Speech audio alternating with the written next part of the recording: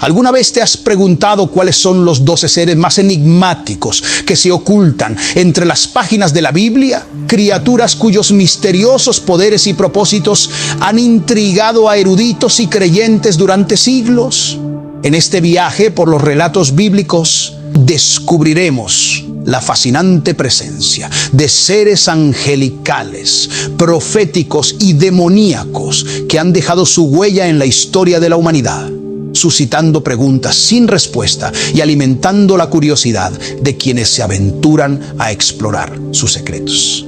Yo soy el hermano Daniel y estás en tu canal, Sendero a la Verdad. Te invito a quedarte a descubrir a estos misteriosos seres. Pero antes, a título personal, te pido, si no estás suscrito a nuestro canal, te invito que te suscribas y a activar la campana de notificaciones para que así no te pierdas ningún video que subimos constantemente.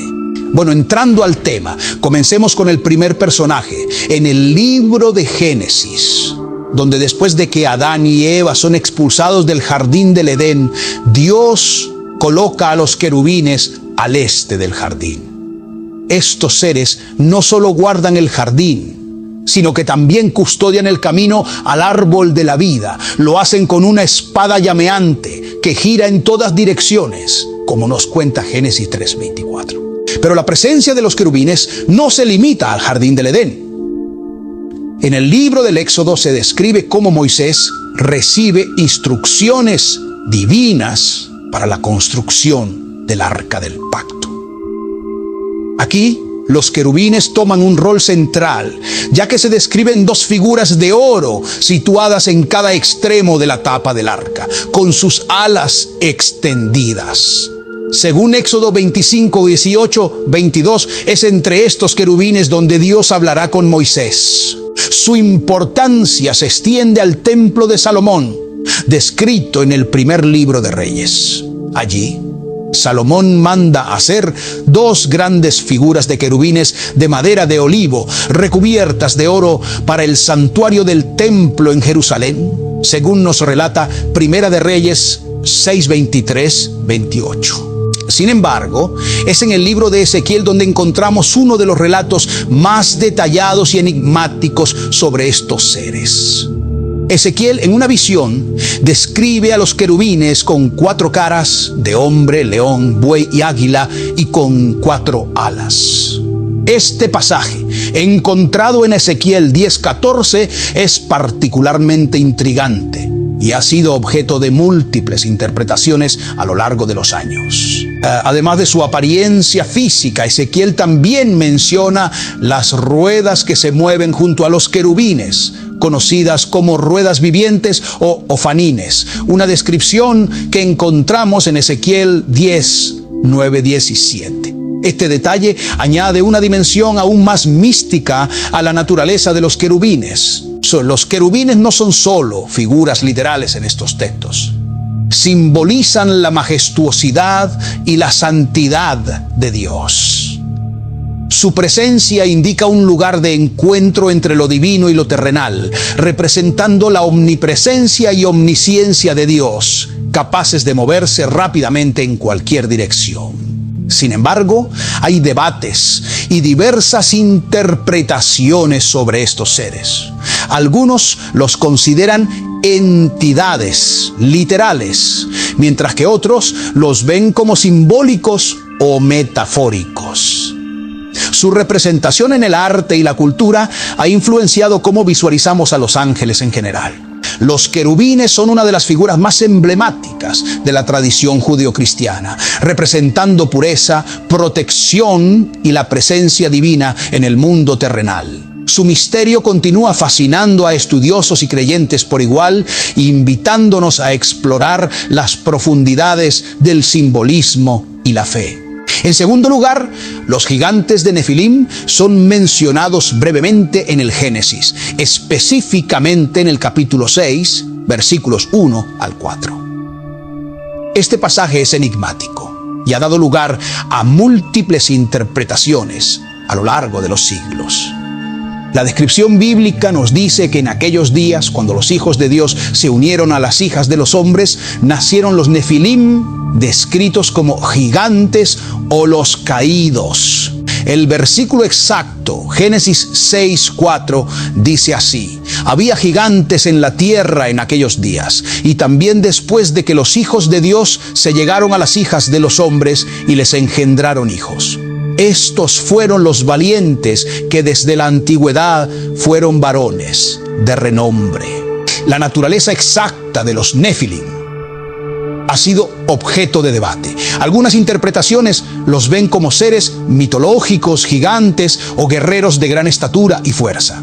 Otros los interpretan como híbridos, fruto de la unión entre seres divinos y mortales. El término Nefilim se traduce a veces como los caídos o los que hacen caer a otros, lo que ha llevado a algunos a especular que estos seres podrían tener un carácter más oscuro o incluso malévolo. Sin embargo, la Biblia no proporciona detalles específicos sobre su moralidad o sus acciones, dejando mucho a la interpretación. Además, la mención de los Nefilim en la Biblia es breve y no se extiende más allá de estos pocos versículos en Génesis. Esto ha llevado a muchas especulaciones y leyendas, algunas de las cuales se han desarrollado en tradiciones apócrifas y literatura extrabíblica. Por ejemplo, en el libro de Enoc, un texto apócrifo, se ofrece una narrativa más detallada sobre estos seres, describiéndolos como ángeles caídos y sus descendientes. La fascinación por los Nefilim se extiende también al ámbito de la arqueología y la historia antigua, donde algunos han intentado vincularlos con descubrimientos de esqueletos de gran tamaño o con leyendas de gigantes en diversas culturas. Sin embargo, estas conexiones son a menudo especulativas y no están respaldadas por evidencia sólida. Continuamos nuestro viaje a través de los seres más misteriosos de la Biblia y ahora nos centraremos en el Leviatán. Este ser, un monstruo marino, aparece en varios libros bíblicos y es a menudo interpretado como un símbolo de caos y mal. El Leviatán se menciona en varios textos del Antiguo Testamento, pero quizás las descripciones más detalladas se encuentran en el libro de Job. En Job 41 se ofrece una descripción extensa y aterradora de esta criatura. El texto describe al Leviatán como un ser poderoso e imponente, un monstruo marino que no puede ser dominado por los humanos. Se habla de su fuerza, su piel impenetrable y su aliento ardiente, pintando un cuadro de una criatura temible y majestuosa. En Job 41:1 pregunta: ¿sacarás tú al Leviatán con anzuelo o con cuerda que le eches en su lengua? Además de en Job, el Leviatán también aparece en los Salmos y en Isaías. En Salmos 74:14 se describe cómo Dios aplasta las cabezas del Leviatán. Y en Isaías 27:1 se menciona que en el día del Señor Él castigará al Leviatán, la serpiente tortuosa. Estas referencias simbolizan a menudo la victoria del orden divino sobre el caos. El simbolismo del Leviatán es rico y variado. En la tradición judía, a menudo se le ve como una metáfora del mal o de las fuerzas del caos, que serán vencidas en el tiempo mesiánico. En el contexto cristiano, el Leviatán ha sido interpretado como una representación de Satanás o del mal en general, un enemigo que será definitivamente derrotado. A lo largo de la historia, el Leviatán ha capturado la imaginación de artistas y escritores, apareciendo en diversas formas en la literatura y el arte. Su naturaleza como bestia marina también ha llevado a algunas personas a asociarlo con criaturas reales o mitológicas de las profundidades del mar. El Leviatán, con su formidable presencia y su papel en el simbolismo religioso, continúa siendo un tema de fascinación y estudio. Representa no solo un ser mítico del pasado, sino también un poderoso símbolo del conflicto entre el bien y el mal, un tema eterno en la historia humana. Siguiendo con nuestro recorrido por los seres más misteriosos de la Biblia, nos encontramos ahora con el Behemoth, al igual que el Leviatán. El Behemoth es otra criatura imponente, pero esta vez de la tierra. Su mención más destacada se encuentra en el libro de Job, específicamente en el capítulo 40, donde se describe como una bestia de gran poder y tamaño. La descripción del Behemoth en Job 40, 15, 24 sugiere que es una criatura terrestre de proporciones colosales. Se menciona que su fuerza reside en sus lomos y su poder en los músculos de su vientre. Se dice que mueve su cola como un cedro y que sus huesos son como barras de bronce. Estas características han llevado a muchos a especular sobre la naturaleza real de esta criatura, con algunas teorías sugiriendo que podría ser un hipopótamo, un elefante o incluso un dinosaurio, aunque ninguna de estas interpretaciones es concluyente. El versículo clave, Job 40:15, comienza diciendo: He aquí ahora Behemoth, el cual hice como a ti, come hierba como buey. Esta declaración parece indicar que el Behemoth es una parte de la creación de Dios, comparable a otras criaturas, pero notablemente diferente y más poderosa. El simbolismo del Behemoth en la Biblia es objeto de debate. Algunos eruditos lo interpretan como una representación de las fuerzas de la naturaleza que son poderosas y a la vez controladas por Dios. En este sentido, el Behemoth podría simbolizar la fortaleza y la estabilidad de la creación divina, destacando la soberanía y el poder de Dios sobre todas las cosas.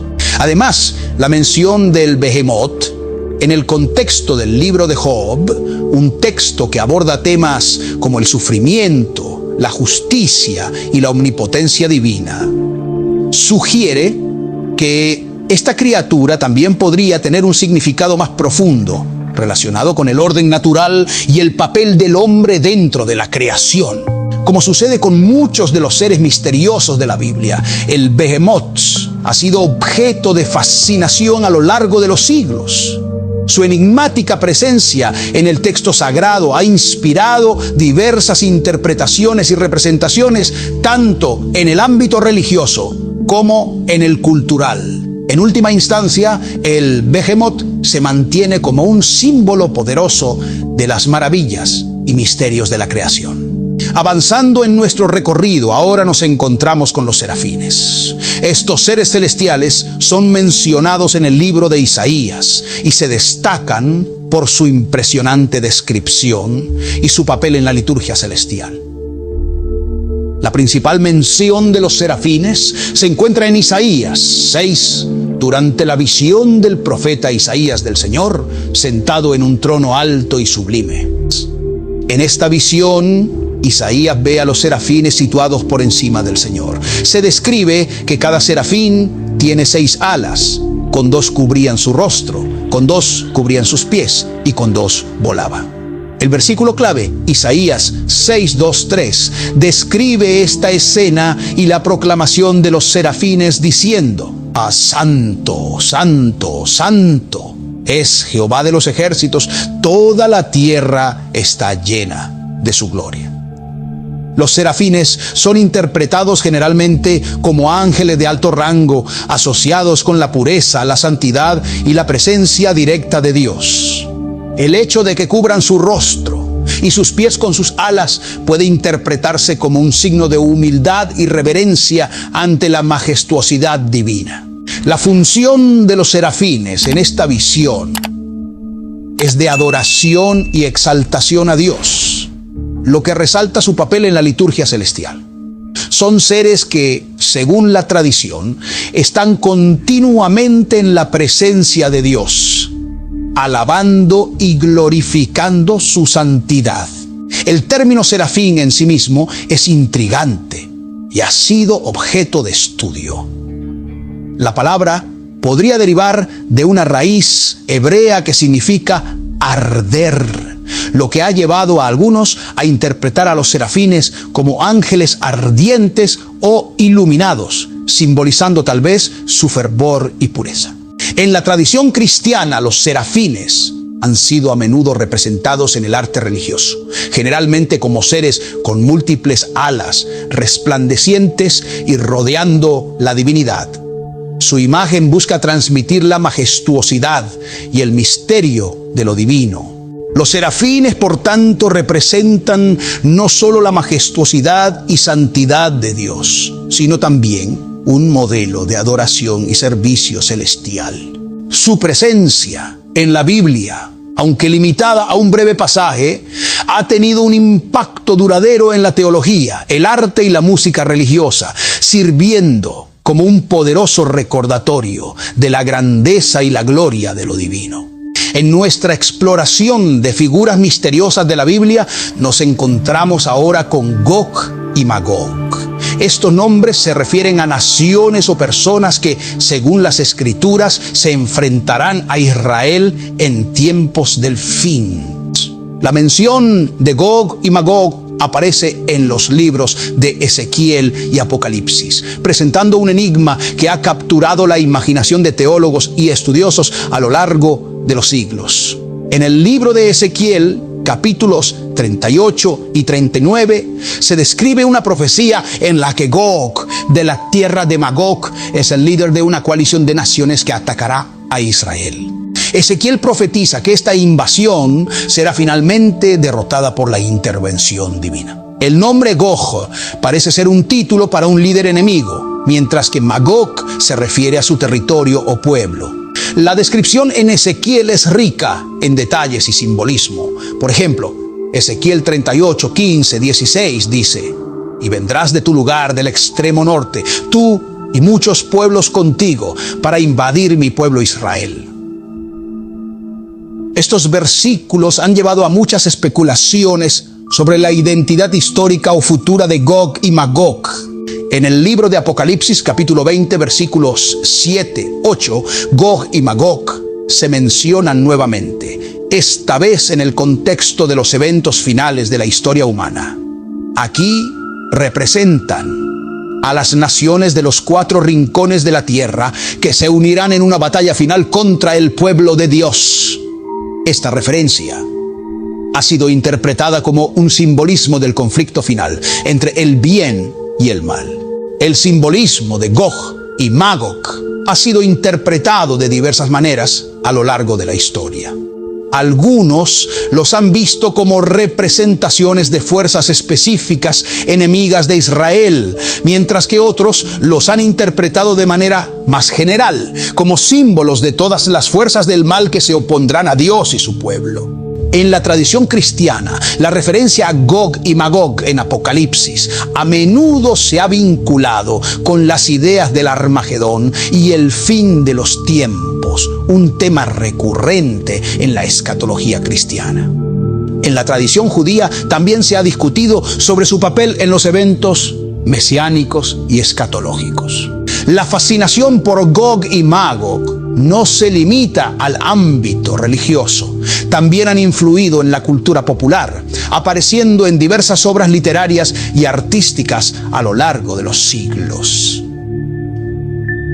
A pesar de todas las interpretaciones y especulaciones, Gog y Magog permanecen como figuras envueltas en misterio, simbolizando las tensiones eternas entre las fuerzas del bien y del mal.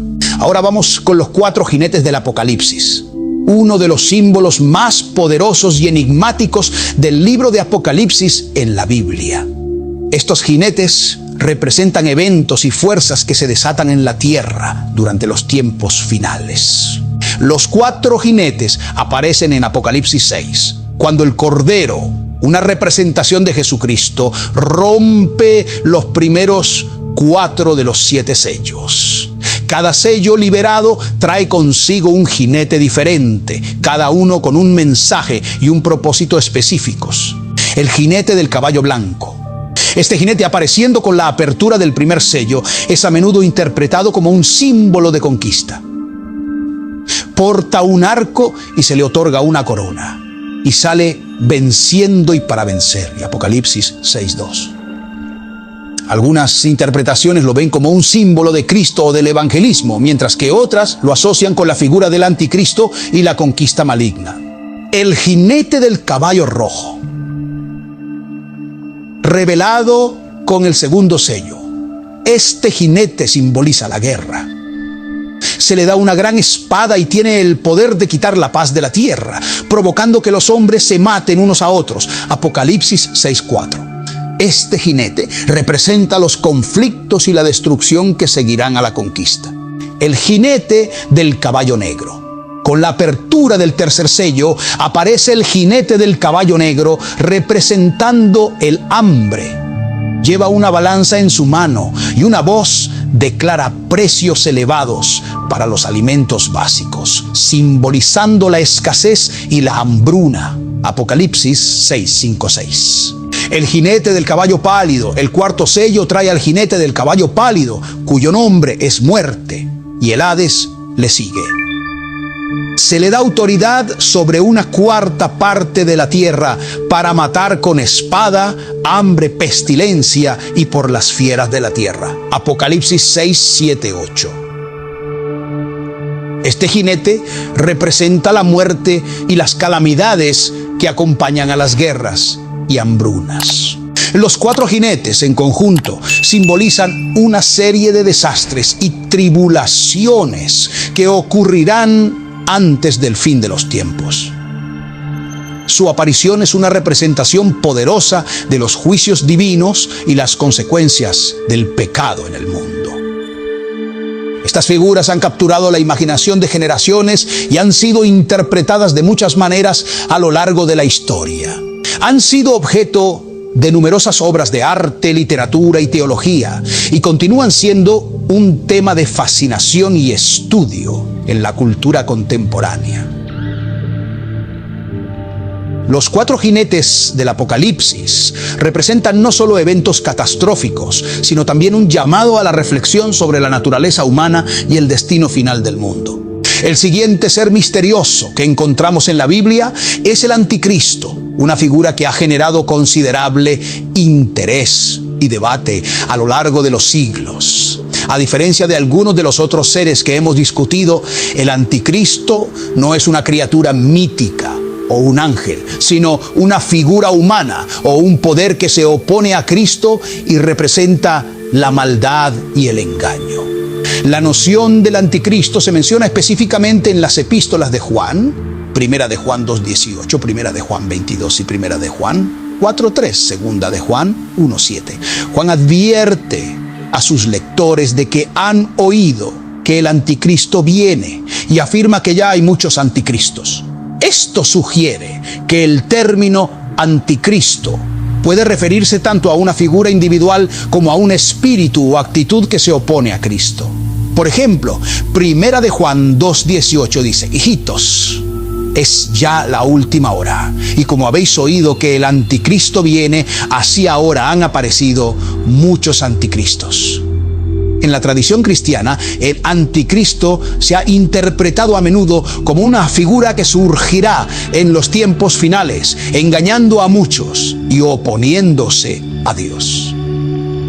Se le asocia con falsos milagros, blasfemia y persecución contra los fieles. Esta figura es vista como el culmen de la rebelión contra Dios, una personificación del mal y la apostasía.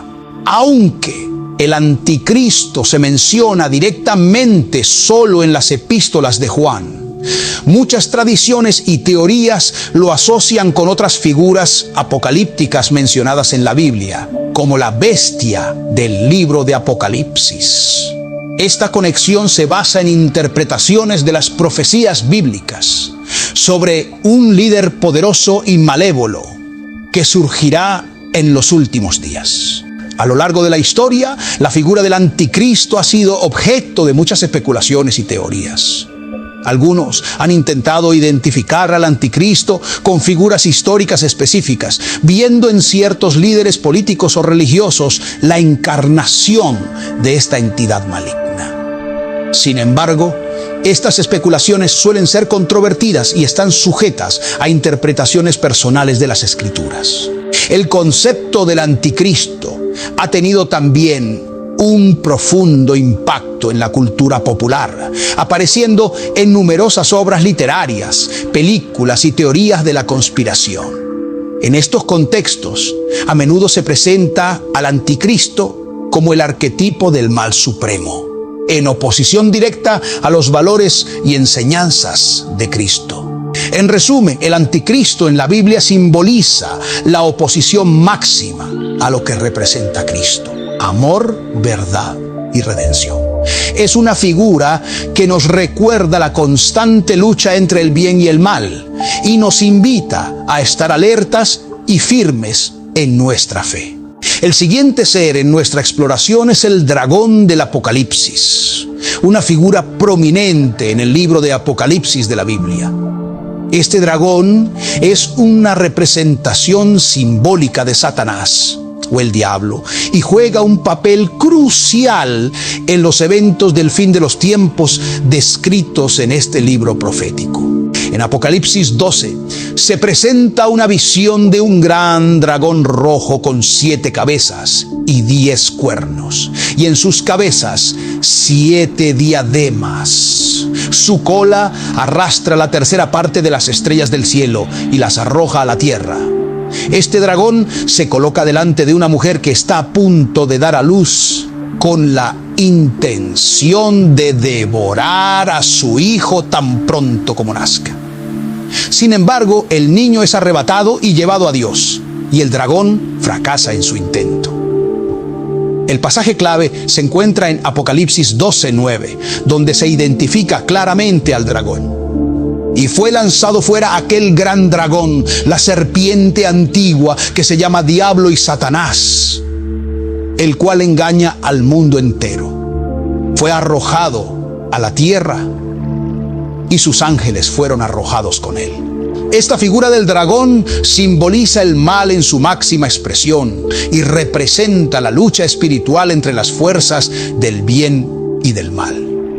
El dragón es un enemigo de Dios y se opone a sus planes y a su pueblo. En el contexto de Apocalipsis, la lucha contra el dragón implica no solo una batalla física o terrenal, sino principalmente una batalla espiritual. El dragón del Apocalipsis también se relaciona con otras figuras y eventos dentro del libro. Por ejemplo, se asocia con la bestia que emerge del mar en Apocalipsis 13 y se describe como el dragón le da su poder a esta bestia.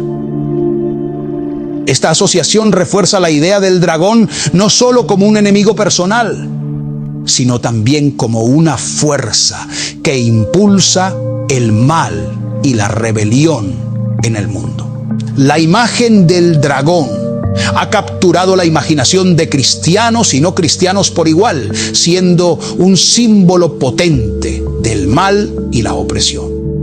Ha sido representado en el arte, la literatura y la cultura popular, a menudo como una figura de maldad suprema y antagonista de las fuerzas del bien. En conclusión, el dragón del Apocalipsis es una figura clave en la escatología bíblica, representando el enfrentamiento final entre el bien y el mal y sirviendo como un recordatorio de la victoria prometida sobre el mal y la redención final a través de Dios.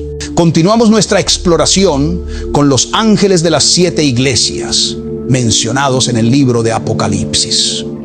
Estos ángeles son figuras enigmáticas que representan a las 7 iglesias de Asia Menor y juegan un papel importante en la transmisión de los mensajes de Dios a estas comunidades. En Apocalipsis 1:20 se hace una referencia directa a estos ángeles. El misterio de las 7 estrellas que viste en mi mano derecha y los 7 candeleros de oro. Las 7 estrellas son los ángeles de las 7 iglesias y los 7 candeleros que viste son las 7 iglesias. Cada iglesia ubicada en una ciudad diferente: Éfeso, Esmirna, Pérgamo, Tiatira, Sardis, Filadelfia y Laodicea, recibe un mensaje específico que refleja sus desafíos, fortalezas y debilidades espirituales. La naturaleza exacta de estos ángeles ha sido objeto de debate entre los estudiosos. Algunos interpretan la palabra ángel, en su sentido literal, como seres celestiales asignados a cuidar y guiar a estas iglesias.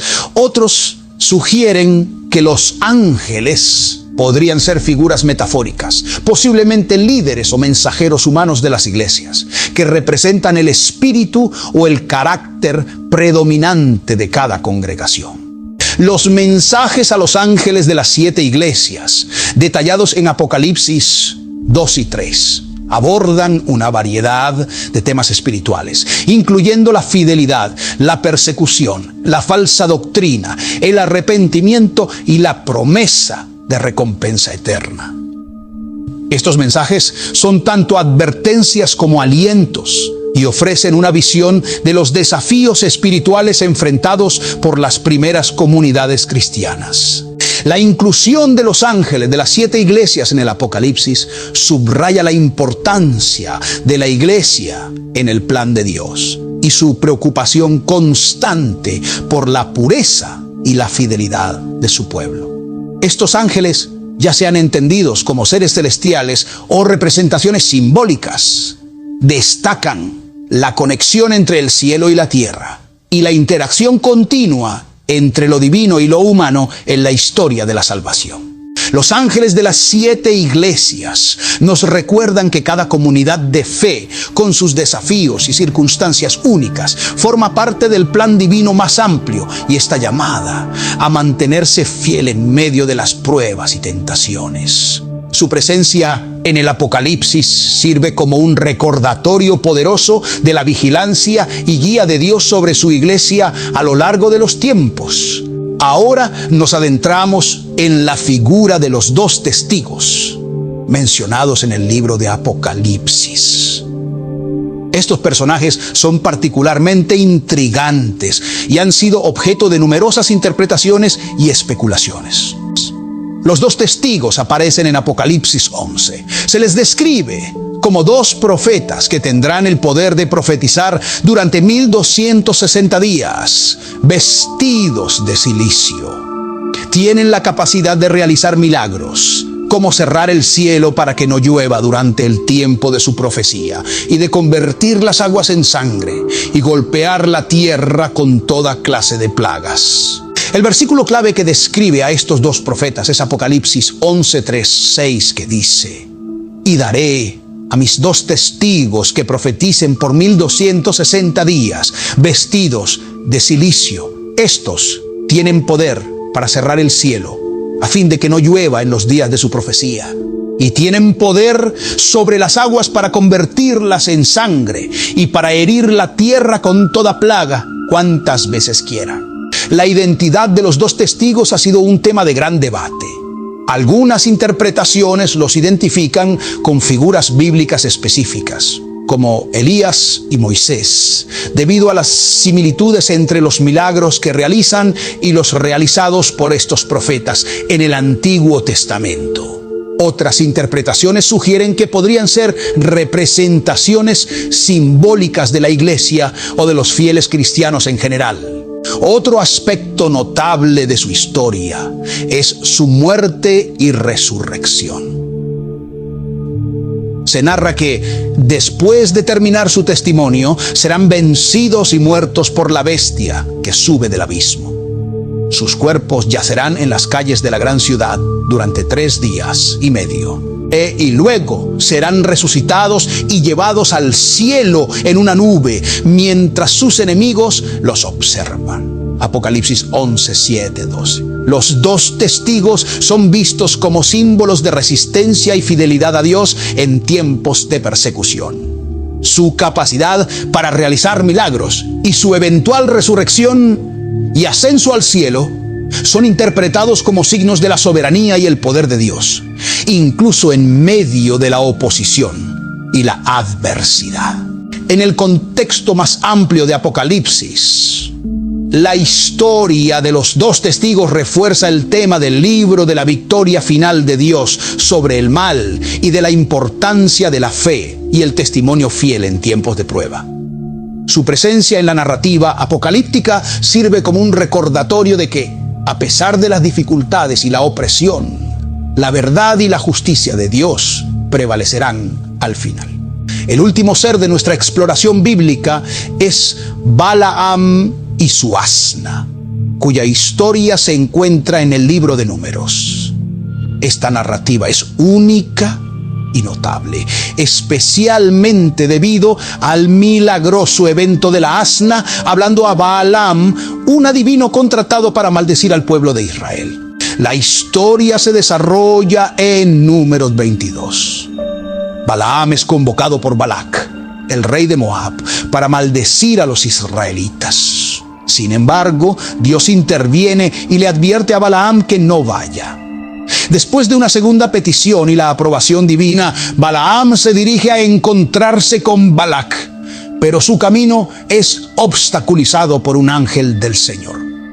Lo notable es que solo la asna de Balaam puede ver al ángel al principio. En 3 ocasiones, la asna se desvía del camino o se detiene, evitando el ángel, lo que provoca que Balaam la golpee. Finalmente, en Números 22, 28, 30, la asna es milagrosamente dotada por Dios con la capacidad de hablar y le pregunta a Balaam por qué la ha golpeado. Este evento sorprendente lleva a Balaam a darse cuenta de su error y a ver finalmente al ángel del Señor, quien le reprende por su conducta. La historia de Balaam y su asna es rica en simbolismo y lecciones. Por un lado, ilustra la soberanía de Dios y su control incluso sobre las criaturas irracionales. La capacidad de la asna para ver el ángel mientras Balaam no puede, inicialmente también sugiere un tema de percepción espiritual y la ceguera a las cosas de Dios. A Balaam, a pesar de ser un adivino con cierto conocimiento de Dios, se muestra inicialmente desobediente y ciego a la voluntad divina. La intervención del ángel y la acción milagrosa de hacer hablar a la asna subrayan el mensaje de que Dios puede usar cualquier medio, por inusual que sea, para guiar y corregir a los seres humanos. Esta narrativa también sirve como un recordatorio de que a menudo los planes de Dios pueden ser incomprensibles o sorprendentes para nosotros, y que su poder y autoridad se extienden sobre todas las criaturas y situaciones. La historia de Balaam y su asna no solo es una de las más inusuales de la Biblia, sino que también es un poderoso ejemplo de cómo Dios puede manifestarse y actuar de maneras extraordinarias. Ha sido un placer compartir con ustedes estas fascinantes historias y seres de la Biblia, y espero que hayan disfrutado de este viaje a través de las Escrituras. Antes de despedirnos, les invito a suscribirse a nuestro canal, darle like a este video y activar la campana de notificaciones para que no se pierdan nuestros próximos contenidos. Deja en los comentarios de qué otro personaje misterioso de la Biblia debimos de hablar. Yo soy el hermano Daniel y conmigo será hasta nuestro próximo video. Que Dios los bendiga.